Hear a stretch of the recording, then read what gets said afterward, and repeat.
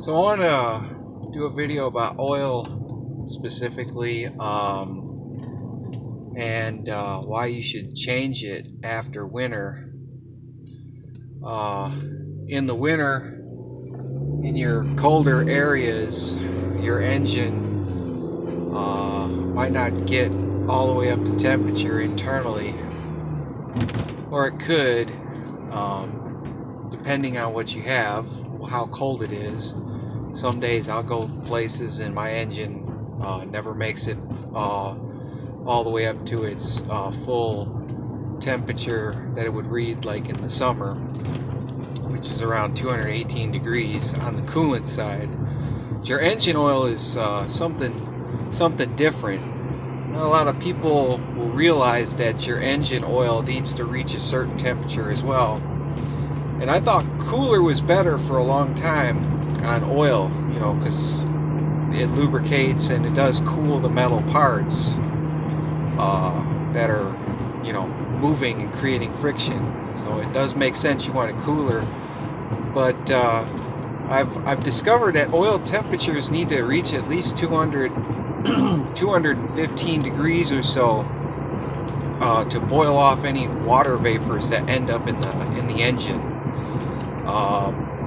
And water vapors can end up in the engine, so I mean, that's just, they can, but you want that to burn off,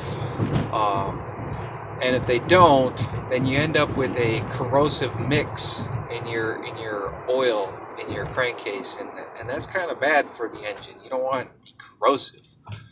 So the point of this is that your engine oil probably isn't making it up to those higher temperatures between 200 and 200, I'd say 220 degrees, to burn off water vapors, to burn off water that has ended up in your crankcase, and burn off the vapors of water, to keep the acidity level of your engine oil down. So with that being said, that was probably one of the reasons that your father, maybe your grandfather, said this, that you change the oil in your car 4 times a year, one for every season in the year. And because different characteristics happen to your engine in different times of the year, and in the winter, you start the spring, change the oil, probably because the oil never really burned off the water that was in it. So it's a very interesting theory as to why our fathers and grandfathers used to say change the oil 4 times a year. You change the oil in the car 4 times a year. But I know a lot of all modern vehicles have an oil life indicator. They tell you when to change it and all that.